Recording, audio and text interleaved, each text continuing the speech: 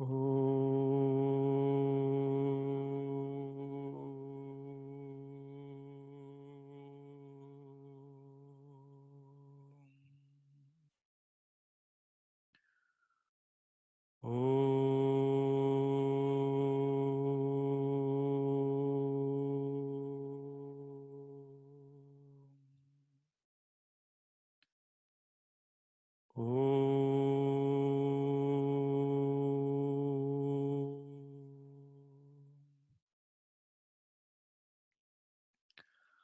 Om Sahana Vavatu Sahanau Bhunaktu Sahaviryam Karavavahai Tejasvinavadhitamastu ma vidvishavahai. Om Shanti Shanti Shanti. Sadashivasamarambham Shankaracharya-madhyamam Asmadacharya-paryantam Vande Guru-paramparam.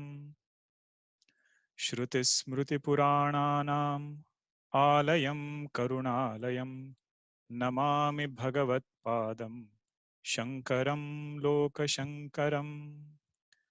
Ramo Rajamani Sada Vijayate Ramam Ramesham Bhaje Ramena Nishacharachamo Ramaya Tasmai Namaha Raman Nasti Parayanam Parataram Ramasya Dasosmyaham Rame Chittalaya Sada Bhavatu Me Bho Rama Mamuddhara Samasta Janakalyane Niratam Karunamayam Namami Chinmayam Devam Sadgurum Brahma Vidwaram Sadgurum Brahma Vidwaram. Hari Om. Welcome to the second part of our Adi Shankara Jayanti celebrations, where we will look at the works of Bhagwan Adi Shankaracharya ji. Whenever we want to fathom the greatness of any master, knowing about their life gives lot of inspiration. Knowing about the hardships that they went through tells us a lot about how great this master was. Let's take a musician, for example. So when you look at their life, you get to know a lot of things about how much struggle they have gone through and how they lived their life. The recognition of their greatness is complete only when we actually go and listen to the music that they composed. In the case of this musician, then I can completely know how great this musician was. So in the same way, when we look at Bhagwan Shankaracharya ji, one part that will give us recognition of his greatness is his life. And the second part, which will help us complete this recognition, is knowing about his works. That is what we will try to do today, that to understand where was Bhagwan's heart. When he lived his life, where were his convictions coming from? Where were they rooted? That will be shown by his works. Bhagwan Shankaracharya ji manifested for 32 years. So we should keep in mind that whatever work that we are going to see today has all been done within this short span of maybe around 20 years. Bhagwan's contribution has been fundamental in terms of providing to the students of Advaita Vedanta clarity about understanding our Upanishads or Vedanta. And not only that, Bhagwan gave this clarity, but also made sure that students who are yet to come are able to benefit from his work by having a Guru Parampara in place. Guru Parampara means a lineage of teacher and student. So that lineage is what Bhagwan Shankaracharya ji established, And that is what we all are benefiting today. Now, somebody might ask, why should I study Vedanta from this lineage? Why should I? Let me try going to the next slide. Huh. Why do we need to study Vedanta through a lineage? Sampradaya, that is the word. So we will just dwell on it a little bit before moving ahead. When we start studying the Vedas, we realize that language of Vedas is not easy to interpret.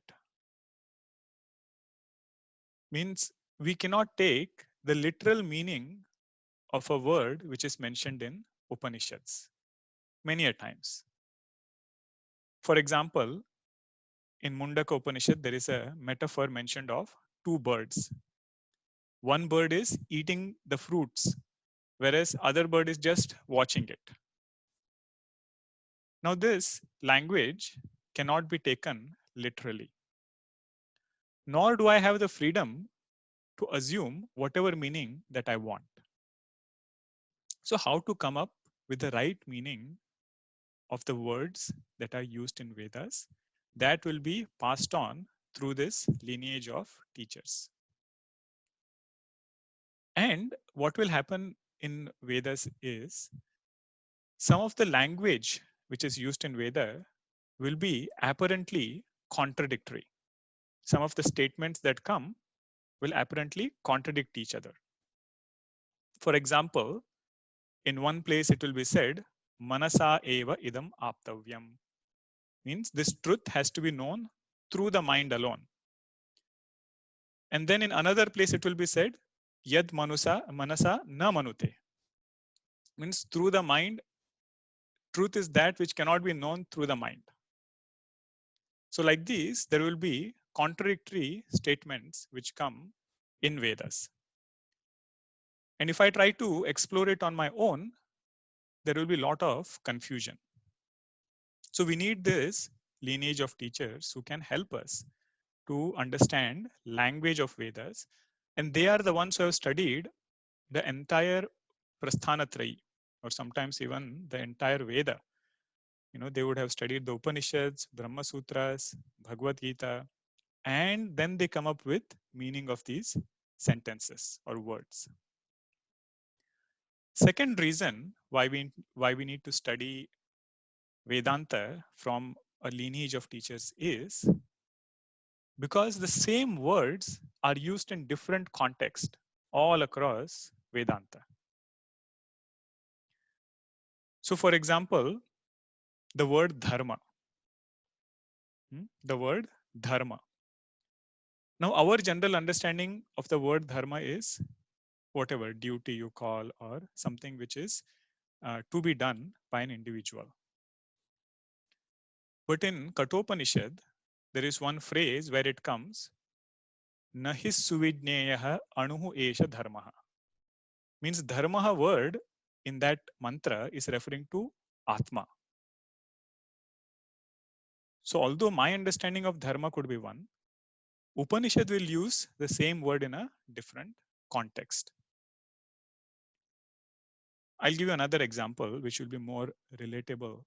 The word yoga.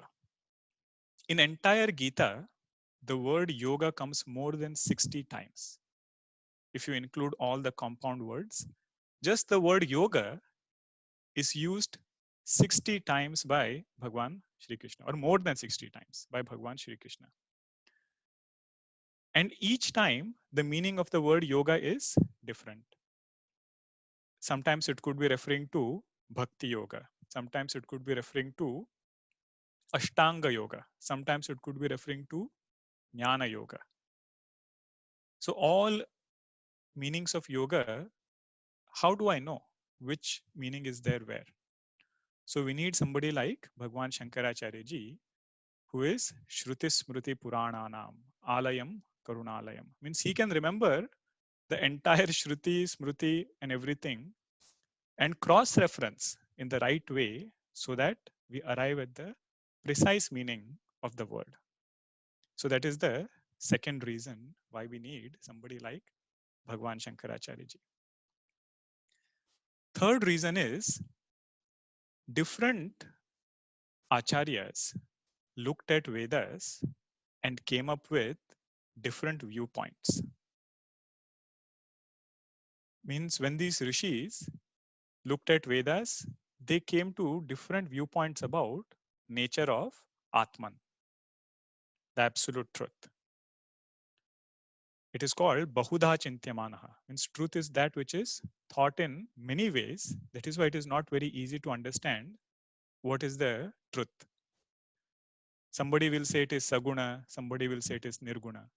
Somebody will say that Atman is doer of action, means it gets involved while doing action. Somebody will say, no, it is completely untouched, means Atman is I am untouched by any of the actions that are done by this Ahankara. So like that, there are different views by different rishis. So to navigate through all these, we need a teacher. Okay, it's like this forest where I have to come out. If I try to go on my own, trying to refer to different people, I myself will be confused. Who is right? Okay, so that is the importance of having a teacher. And what the teacher does is, the teacher will himself raise questions and answer it for us, because he knows that the student might not get all the questions right away. But as we move further on this path, we ourselves will get a lot of questions. And I won't go into that topic in detail, but I hope you all are getting what I'm trying to say, that teacher himself will raise the question and answer them. So that is this different viewpoints. He will make sure that the Siddhanta, the main viewpoint is clear in the student's head. Okay. And the last one is that Upanishad Shabdena Vidya Uchate. Means Upanishad, the true meaning of the Upanishad is that knowledge which resides in the intellect of the teacher. One meaning is the book itself, but the true meaning of the word Upanishad is, it is that knowledge which resides with the teacher. So that is why when we approach the teacher gives the teaching, teacher makes sure that there are no lingering erroneous notions in the mind of this student. Okay. Somebody asked Gurudev, which is a favorite and also very popular anecdote, that why can't I study this knowledge from books? And Gurudev said, go ask this question to the book. Right. So that is precisely what we mean here by saying that Upanishad is knowledge. And when knowledge is transferred, it has to be made sure that there are no erroneous notions in the mind of the student. And most importantly, after removing these erroneous notions, the teacher makes sure that the student is fulfilled. Kruta krutyata means this fulfillment of heart, that there is nothing more to be known. The purpose for which I started this journey, I have found what I wanted. This is what the teacher will give, and that is why we need them to study Vedanta. So now what we will do today is look at Bhagwan Shankaracharyaji's work and try to look at it from three main categories. If you take Bhagwan's work, it can be classified in three broad categories. First one is called Prakarana Grantha. I will go into detail of each one. So I'll just mention the names here. Second is called Stotram. And third is Bhashya. Means Bhagwan Shankaracharya ji brought entire Advaita Siddhanta, philosophy of Advaita, to the student through these three categories of work. He wrote Prakarana Granthas, he composed Stotrams, and he wrote Bhashya. But if one were to ask, oh, it is such a voluminous work, so many things are said, so many things Bhagwan has done. Is there any one thing that was his root, from which sprung all these different works? So that is this line which says, Brahma Satyam Jagan Mithya, Jivo Brahmaiva Naparaha. This was that fundamental understanding.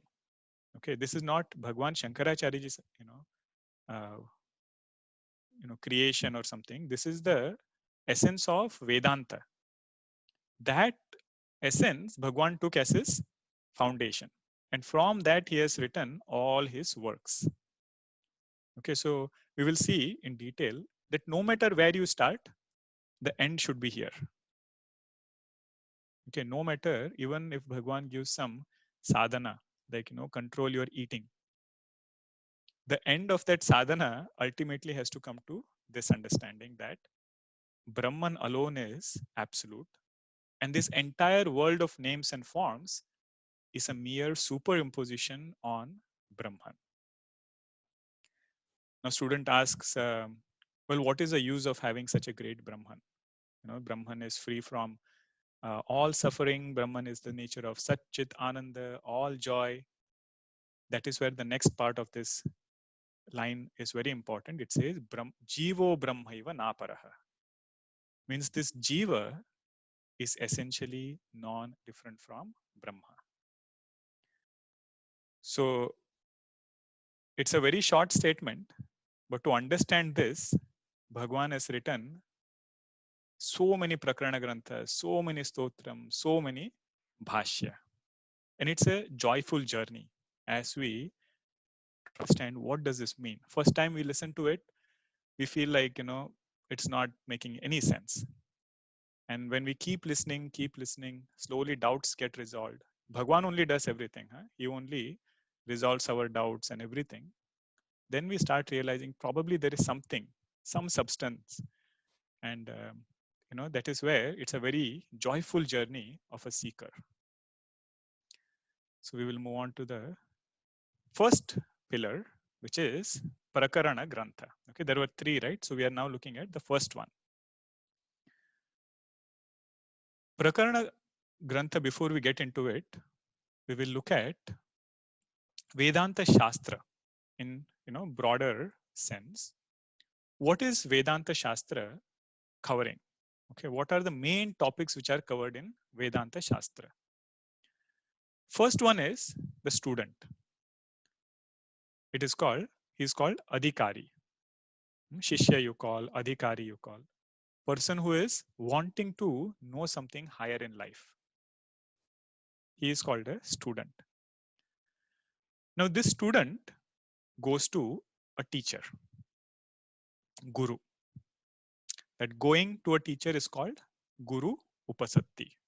There is a student, there is a teacher, and the student goes to a teacher seeking liberation. Now the teacher, having understood the student, will give the teaching. Although he gives many teachings, the main essential teaching is Mahavakya Tat Tvam Asi. So that means Tat, Tvam is thou, Asi is oneness, Aikyam. Okay. So how many topics we saw? 1, 2, 3, 4, 5. In Vedanta Shastra, we are seeing different topics. Student approached the teacher, and now teacher is giving him the teaching. That thou art. Okay, that is the Mahavakya. Now it is not clear to the student. He has a lot of questions. How can I be Brahman? I see so much suffering in me. I see so many shortcomings in me. How can I be Brahman? So then there are a lot of objections. Purva Paksha, Virodha. Then there are answers. The teacher answers each and every question that this student raises. That is called Virodha Parihara, or he answers the question.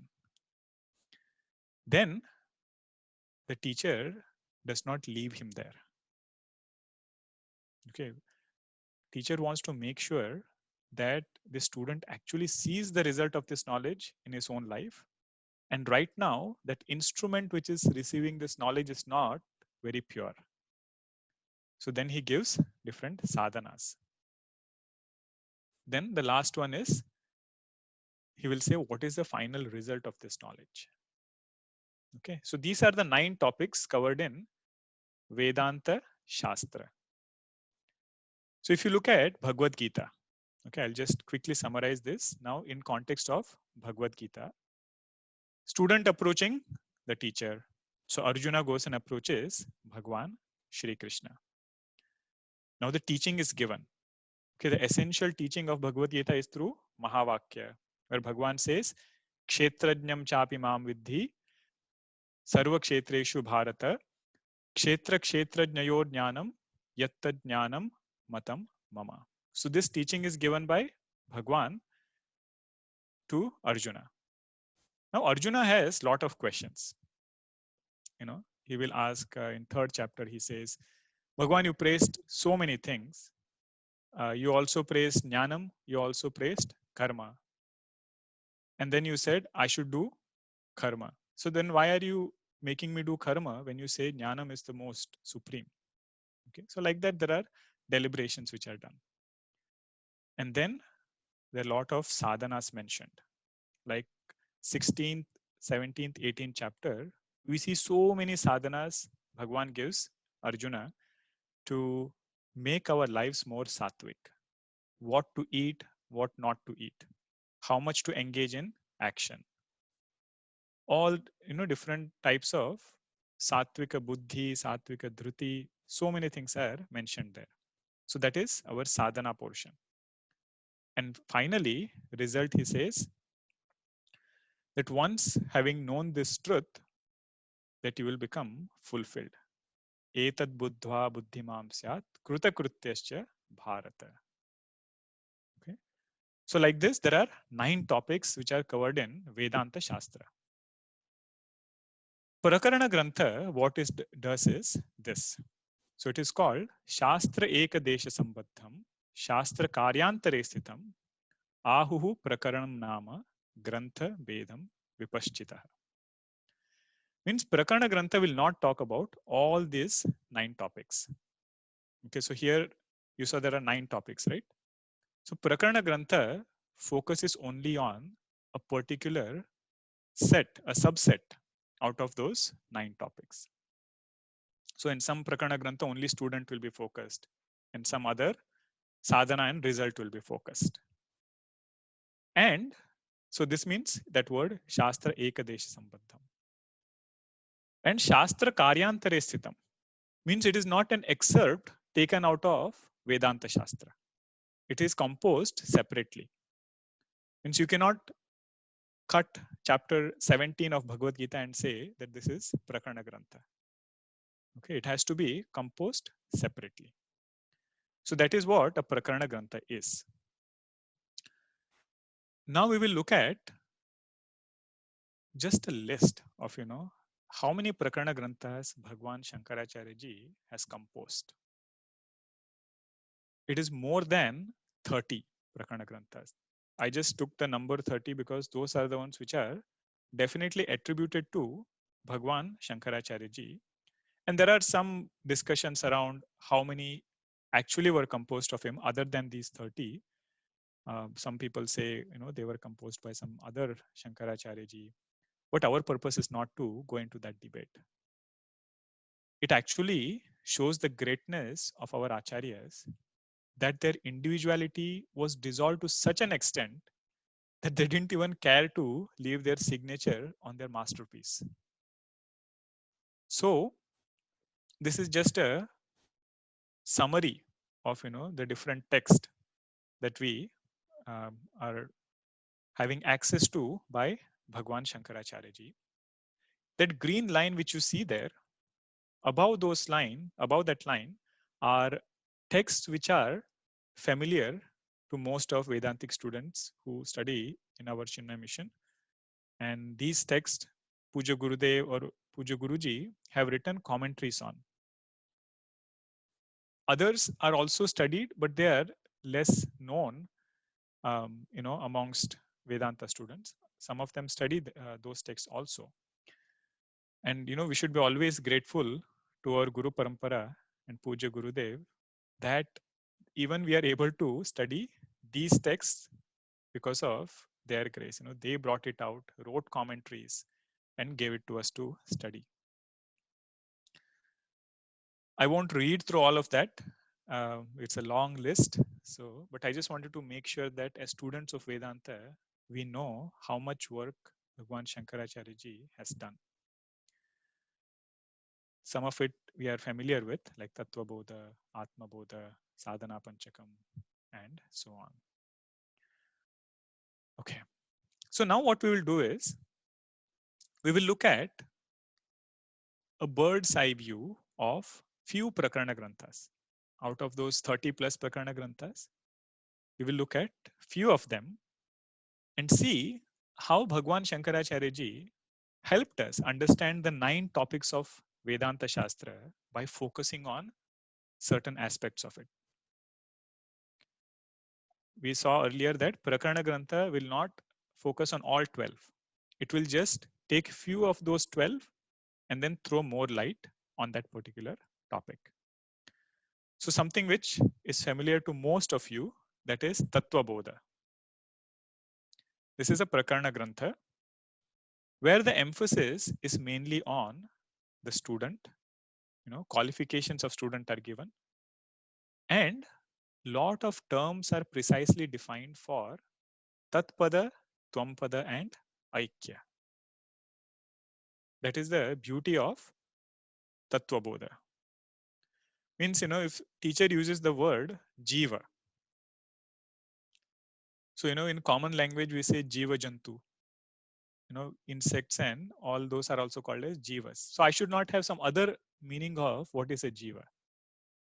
So Tattva Bodha will precisely define for me all these terminologies, and it will say that these words will keep coming again.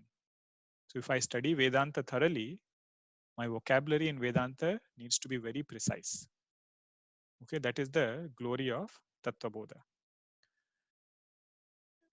It also gets technical in some places, like when you say the word Karana Sharira, Sukshma Sharira, Sthula Sharira. Now I cannot have my own understanding of what is Karana Sharira. Okay, so that is where this Prakarana Grantha will help us. And the main takeaway of this is that liberation is through knowledge. So we should know the Vedantic vocabulary thoroughly. Okay, so we saw that these 4 aspects are covered in Tattva Bodha. Now let's go to Bhaja Govindam. Bhaja Govindam, the main emphasis is on the student. How can we analyze life so that Vedanta will start speaking to us? In Sadhana Chatushtaya, the main qualification of the student is Vairagya. One of the main qualification. But the question becomes, how will I get Vairagya? So Bhagwan says, I will help you in this. That is Bhaja Govindam. It is called Pratipaksha Bhavana. Every situation which I saw in one particular way, Bhagwan Shankaracharya ji comes and says, look at it in this way also. Okay, this is Pratipaksha Bhavana. And when something is hammered on me again and again and again, it becomes easier for it to grasp. So Bhaja Govindam is like that. It's called Moha Mudgara. So he will hammer left and right, on the student. Out lot of love inside, but outside it looks like, he's hammering left and right for this particular student. So that is Bhaja Govindam. And it helps us understand qualifications of a student. Kathopanishad said, Paranchikhani Vyatunat Swayambhuhu. Means this sense organs naturally will go out. That is why we are unable to benefit from Vedanta. But the question becomes now, where do I start? How do I make myself qualified so I can benefit? So it is said, study Bhaja Govindam. Puja Gurudev summarized in one quote, he said, introspect daily, detect diligently, negate ruthlessly, substitute wisely, grow steadily. And last was live happily. That whole thing is summarized through Bhajagovindam. I think at this speed, if I go, we will have a 2 hour long session. So I'm trying to look at the time also here. Okay, now I hope you are noticing what we are doing here, that few topics of those 9 topics in Vedanta Shastra, we are trying to see how Bhagwan Shankaracharyaji's Prakarana Grantha has helped us understand that aspect. Okay.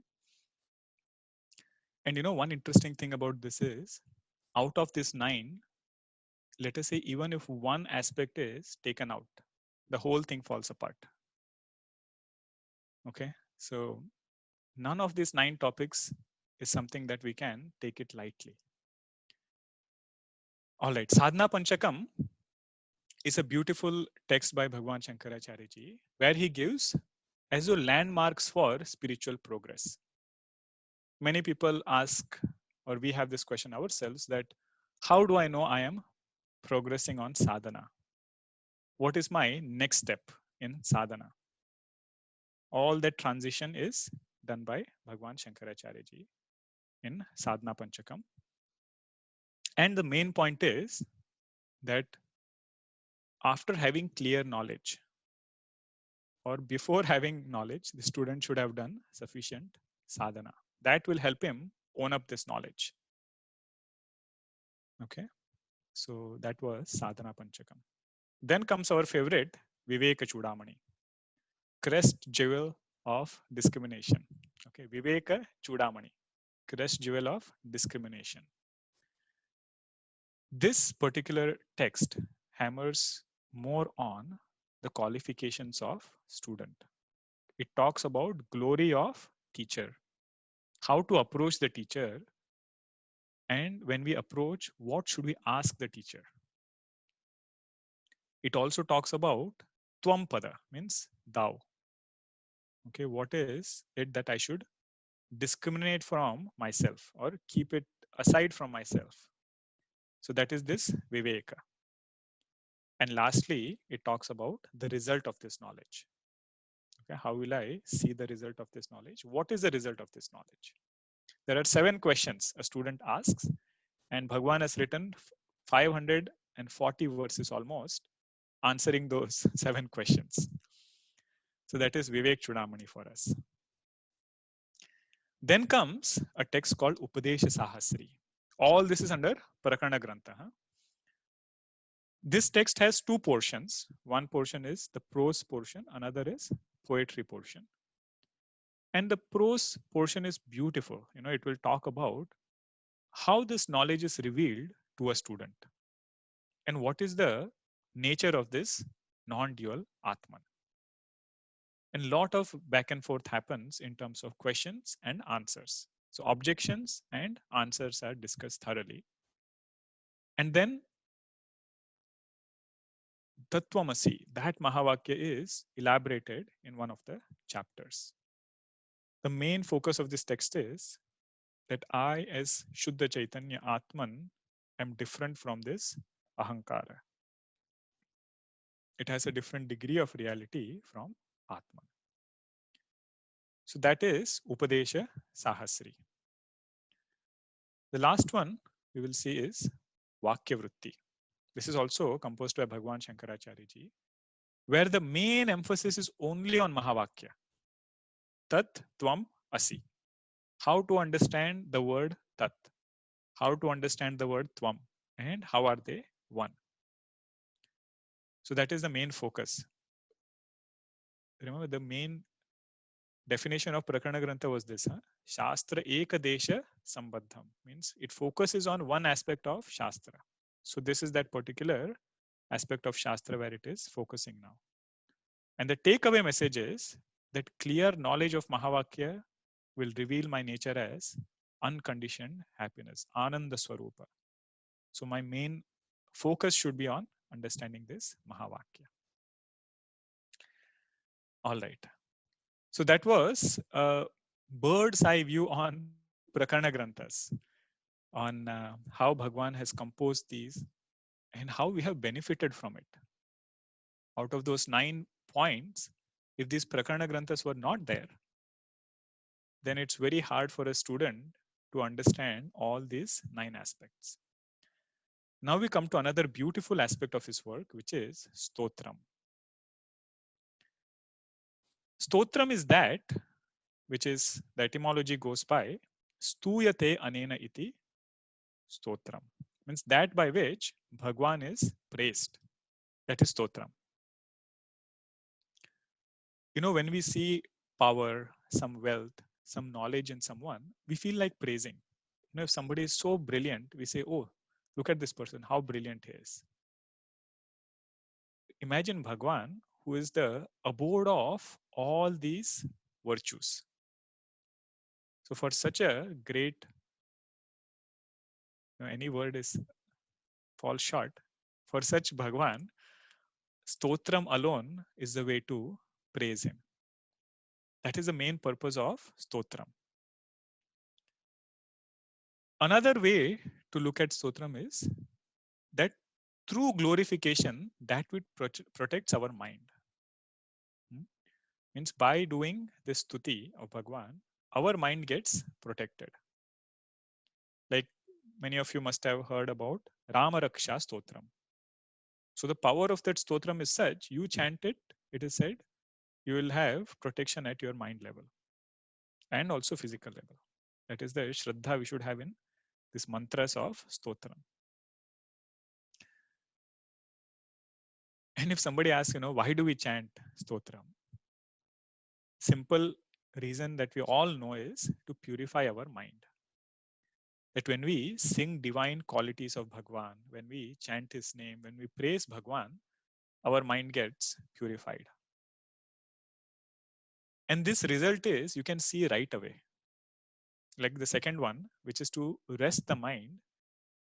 We saw last Tuesday, there were so many stotrams, so many beautiful stotrams that were chanted. Even if we didn't know the meaning of those stotrams, you just listen to them, you will feel that your mind is peaceful. That is the power of stotram. If you understand the meaning, that enjoyment is even more, that's a different thing. But even if we don't know the meaning, you imagine the creativity of Bhagwan, of his compositions, that it can help anyone. Third reason why we chant stotram is that it is to draw a word painting of Bhagwan in our eyes, in our heart rather, not only eyes. Our eyes like to see beauty. Whenever we see a beautiful scenery, we feel so delighted. So in the same way, when Bhagwan's beauty is painted, our heart feels very joyful, very joyous. So that is the reason why we sing or chant stotrams. And last one is, of course, to express our gratitude. Whenever we chant Guru Stotram, we are reminded that what all our teacher has done for us, where we were and where did he take us. So that is the beauty of our Stotram. Now, Bhagwan Shankaracharya ji has composed more than 65 stotrams. I didn't want to have 5 slides full of text listing out these things. So I just mentioned few of them here, but we should know that how many stotrams Bhagwan has composed and how much importance he gave for this aspect of a sadhaka. So from some famous stotrams that we all know are here, like Ganesha Pancharatnam, Bhagwan Shiva Stotram like Shivananda Lahari, Dakshinamurti Stotram, which we all chant. And for Devi Stotram, there are few of them. And for Guru also like Gurvashtakam. Okay, all these are stotrams composed by Bhagwan Shankaracharya ji. And these stotrams are so beautiful. Their tune itself is like, such a nice thing to listen. And the meaning also is wonderful. Like, I'll just take one verse of Ganesha Pancharatnam. Mudakarata modakam sada vimukti sadhakam. Means now we are praising Lord Ganesha. And who is Bhagwan? Bhagwan is the one who has a modaka in his hand. But that modaka is mudakarartha modakam. Means it's the one that gives joy. And one Mahatma, Jnaneshwar Maharaj, says that modaka is Brahma Vidya. Modaka of Vedanta as though. And he says Sada Vimukti Sadakam. He is always eager to help seekers who are on this spiritual path. We pray to Lord Ganesha whenever we start any auspicious thing, because he can remove all the obstacles which can come on this path. Then it says Kaladharavatam Sakam, means the one who holds the digit of the moon in his hands, and Vilasi Loka Rakshakam, and he joyfully protects this entire creation.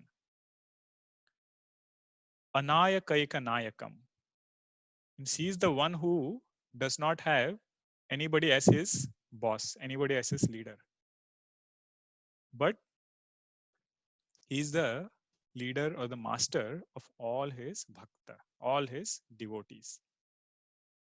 Vinashite Bhadaityakam, means he is the one who protects his devotees by destroying all these asuras which are in their own mind. Okay, Vinashite Bhadaityakam. Natashu Bhashu Nashakam, means to those who surrender to Bhagwan, he destroys all their Ashubha Vasana, means inauspicious tendencies which are inside. To that Bhagwan Ganesha we all bow down to. Now this can be explained to a seeker of Vedanta. It can be explained to a small child. Everybody will enjoy this explanation. And of course, it will be tailored when we address to different groups. So this is Bhagwan's composition on Stotram. Now we will come to the third portion of our presentation, which is on Bhashya. Bhashya, sometimes if we are not familiar with, we feel a little afraid. Feel like, oh, I don't know what Bhashya is. It might be a lot of Sanskrit, and I don't know whether I can read Bhashya, understand Bhashya or not. So my purpose today is not to explain lot of Bhashya. The purpose is just to bring out the glory of Bhashya. How this Bhashya can help a student understand Vedanta more thoroughly. So what is Bhashya? The Bhashya is Mantrartho Varnyate Yatra. Okay, first quarter of the shloka. It says, Bhashya is that where meaning of mantra is explained. Padaihi mantranusaribihi. Words of the mantras are interpreted in the right context. Swapadanicha varnyante. Any new terms that Bhagwan is using in his Bhashya, he will make sure he explains that term. He won't just use a word and not speak about it. Okay, Swapadanicha varnyante. This is called Bhashya. Bhashyam Bhashyavido Viduhu. Now somebody asks, why should I study all this Bhashya? Can't I just skip this portion? In Bhagavad Gita we saw, Sarvam Jnana Plavenaiva Vrujinam Santarishyati. Means to cross over this ocean of samsara, my boat is boat of knowledge. And this boat should not have many holes. Because, some distance I go, and then suddenly one hole I see and realize, oh, now I'm sinking. Means all these doubts which are there, right? Those doubts should not be there like holes in my understanding. Bhashya will help us fix those holes. Second is precision in understanding. Means I should understand the right meanings of words used in Gita and Upanishads. Third is connection between different chapters. And within that chapter also, when different mantras are explained, why is Bhagwan telling this mantra after the previous one? He could have said anything, but what is the relationship between his flow of thought? Puja Guruji says, best commentary on Gita is Bhagavad Gita. That if Bhagwan uses a word, he will make sure he explains that word. He explains that thought. He will say Arurukshu, and then he will explain what is Arurukshu in 6th chapter. Like that, so many instances are there. But we need some teacher who can point out that this is the flow of thought. And when a new chapter is started, Bhagwan Shankaracharya ji gives introduction to that entire chapter. He says this is the Sambandha Bhashya it is called, with the previous chapter. Means you imagine how nice it is, like you have a set of shlokas and now you know what is the purpose of this entire set of shlokas. Okay, then you can go into each shloka and understand. And last one is the teacher himself raises lot of questions, lot of doubts and resolves these doubts. Okay, that is the glory of Bhashya. Why we should study Bhashya? So Bhagwan Shankaracharya ji has written Bhashya on 10 Upanishads. And these happen to be called as major Upanishads because he has written Bhashya on them. Isha, Kena, Kata, Prashna, Mundaka, Mandukya, Aitareya, Taittiriya, Chandogya, Brihadaranyaka. He has written commentary on Bhagavad Gita, Bhashya on Brahma Sutras, Vishnu Sahasranama. This was the first Bhashya that he wrote. He has written on Sanat Sujatiya, which is a portion in Mahabharata. And he has written Bhashya on Hastamalakiyam, which is a composition by his disciple actually, Hastamalakacharya ji, called Hastamalaka Stotram. Bhashya on that is called Hastamalakiyam. This is probably one of the rare instances teacher is writing commentary on students' work. Okay, so that is Bhagwan Shankaracharya ji's work in Bhashya. So now what we will do is we will see a taste, of what this Bhashya is. So what I'm doing here is I'm taking one mantra of Kathopanishad. We will chant the mantra, look at the translation. And then we will see how would we understand this mantra if Bhashya was not there. Okay. I just have a few minutes, so let me see. And I think it's okay if I go over a little bit today. I don't want to rush too much also. We will miss some beautiful things here. Okay, we will chant this mantra. Anyat shreyo anyadutaiva preyah te ubhe nanarthe purusham sinitah tayo shreya adadanasya sadhur bhavati hiyaterthadyau preyo vrunite. So this is mantra from second valli of first chapter in Kathopanishad. Now, literal translation of this mantra is that path of Shreya.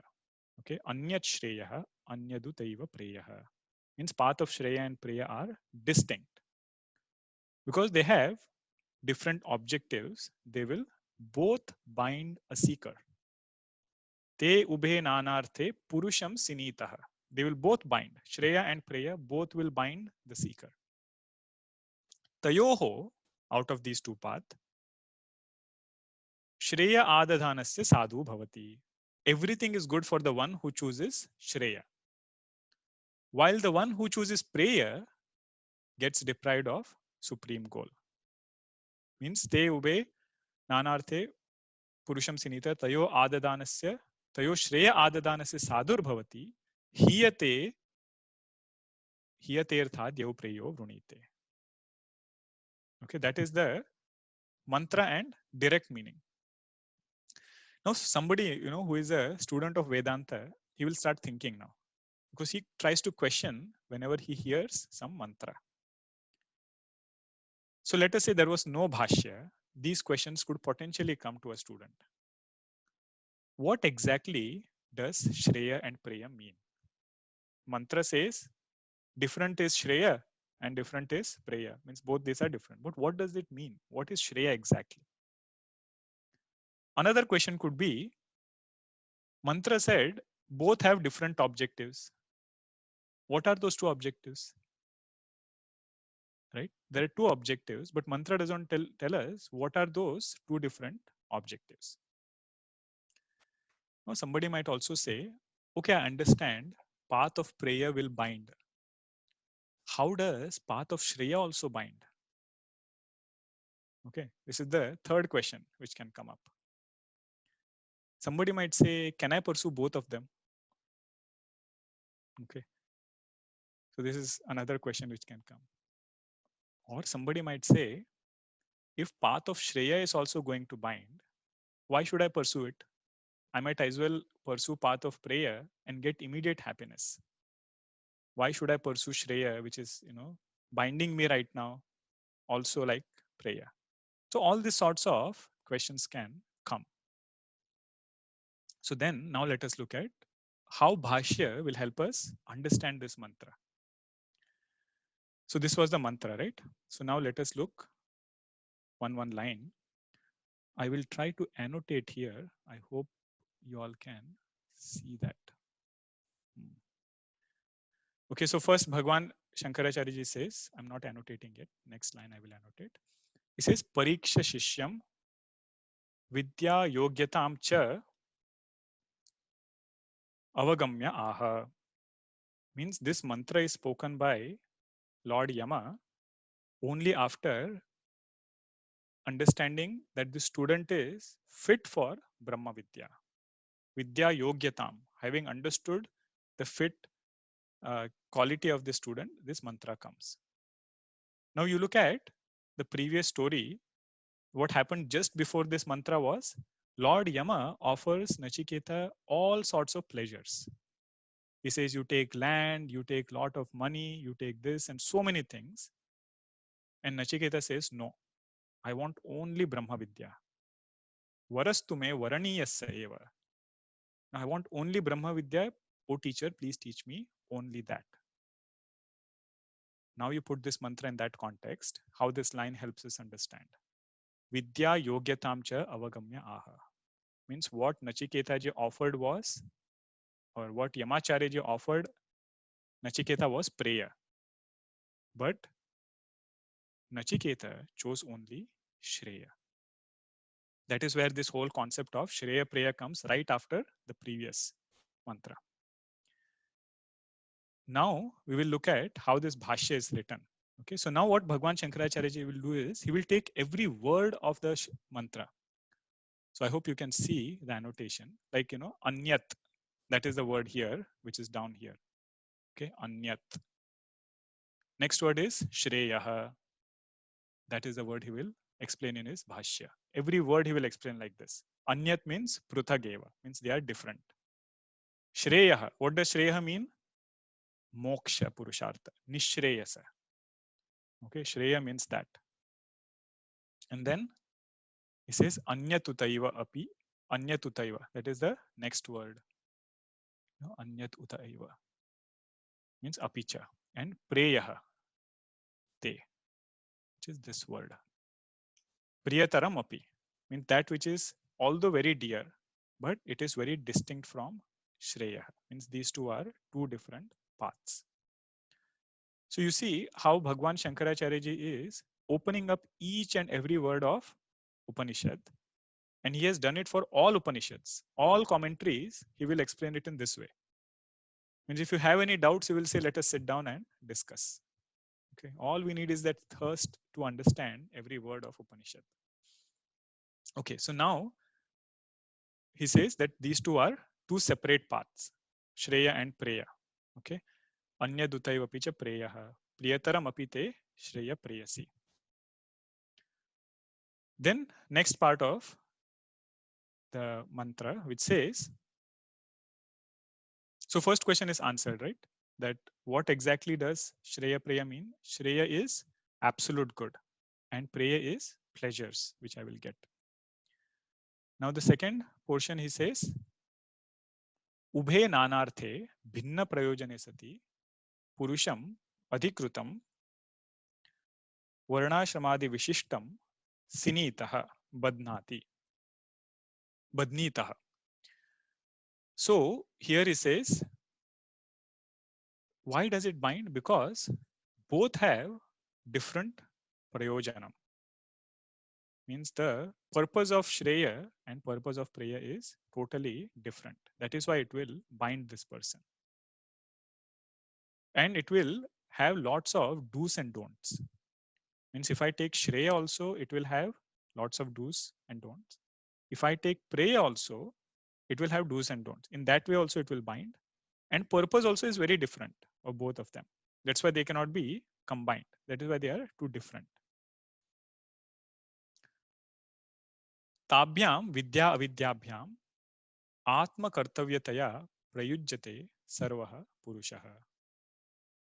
Means when a person starts following either Shreya or Preya with this understanding that I need to attain something, then that will bind that person. Shreya Preyaso hi Abhyuday अमृतत्वार्थी पुरुषः प्रवर्तते. अतः श्रेयः प्रेयः प्रयोजनकर्तव्यतया ताभ्यां बद्धः इति उच्यते. Now he is just explaining it a little more, where he says that wherever there is a purpose, prayojana, at that point this person will get bound by that thing. Either it is Shreya also it will bind him, Preya also it will bind him. So this answers the second question, okay, or one of the questions, which said, I understand Preya binds, but how does Shreya also bind? Because Shreya has purpose also attached to it. That is why wherever there's a purpose, it will bind him. Means I have to wake up early in the morning to do sadhana. 10:30 I have to log in to this class, and listen to Brahmachari speaking for so long. And all that is kind of a bondage. Okay. But then the question becomes, what should I choose? Is Shreya still worth pursuing? So then Bhagwan Shankaracharya ji says in the next one, ते यद्यपि एक एक पुरुषार्थ संबंधिनी विद्या अविद्या रूपत्वात् विरुद्धे इति अन्यतर अपरित्यागेन एकेन पुरुषेण सह अनुष्ठितुम् अशक्यत्वात् तयोः. He says one and the same person cannot practice both of it. Means he can either choose Shreya or he can choose Preya. Why? Because he says both have different purushartha. Means, one is trying to remove my sense of individuality, Shreya, and other is trying to strengthen my sense of individuality, which is Preya. So he says, how can you practice both together? Okay, that's why Shreya and Preya cannot be done together. So then he comes to the next portion. So if you see, we are now at this part of the mantra now. Okay, so tayoho Shreya ekameva adadanasya. All these words he is explaining now. Sadhu bhavati means हित्वा अविद्यारूपं प्रेयः श्रेयः एव केवलम् आददानस्य उपादानं कुर्वतः साधु शोभनं शिवं भवति. Means person who chooses Shreya, everything is good with him. Okay, everything is auspicious for him. Means initially it will start with bondage, but the culmination of that will be in discovering that happiness. Preya will start with bondage and end also with greater bondage. He says that is the difference between both of these. And what happens to the one who chooses Preya? So there he says the next part, Yahatu aduradarshi vimudaha hiyate viyujjate asmadarthat purusharthat paramarthikat prayojanat nityat प्रच्यवते इत्यर्थः. कः असौ यः यऊ प्रेयो वृणीते उपादत्ते इति एतत्. Means he says the person who chooses prayers over shreyas, he gets deprived of knowing this supreme truth. So that will happen to the one who chooses prayer. Now all this, and I just breezed through the bhashya, which, if we go into every word, try to understand, will take around at least 45 minutes, half an hour to 45 minutes, just this particular bhashya. So my apologies if it was too rushed, but I just am keeping a sense of the time here. So that is what is the greatness of bhashya. Okay, means between Shreya Preya, if somebody started, if I go after prayer, it is anitya, means going to go away anyway. So I will not get that. But I never sought Shreya, Nityat Vastu, so I won't get even that also. Okay, so that is the distinction which is shown here. So, where did we start? That when we look at not only the life of the master, but study the work of our master, our reverence and appreciation of their greatness increases a lot. And today we just tried to look at the greatness of Bhagwan Shankaracharyaji's work through these three pillars, which is Prakarana Granthas, Stotram, and Bhashya. And according to what I understood from my teacher, I just try to reflect on these topics. Lot of it is there to reflect even more. This is like that amrutam. The more you churn it, the more nectar you get out of it. And our prayer to Bhagwan is that may we offer all our learning at their feet, and may these granthas and Bhagwan's compositions speak to us. We can speak on them, but they should also start speaking to us someday. So that is our prayer to Bhagwan, so that we can understand the main essence of Vedanta, which is that line, Brahma Satyam Jagan Mithya, Jivo Brahmaiva Naparaha. So my pranams to Puja Gurudev, Bhagwan Shankaracharya ji, and our entire Guru Parampara to keep guiding us on this path. So thank you everyone for joining. So we will conclude here and offer our pranams, bow down again and again. Om Purnamadah Purnamidam Purnat Purnamudachyate Purnasya Purnamadaya Purnamevavashishyate. Om Shanti Shanti Shanti. Harihi Om Shri Gurubhyo Namaha. Harihi Om.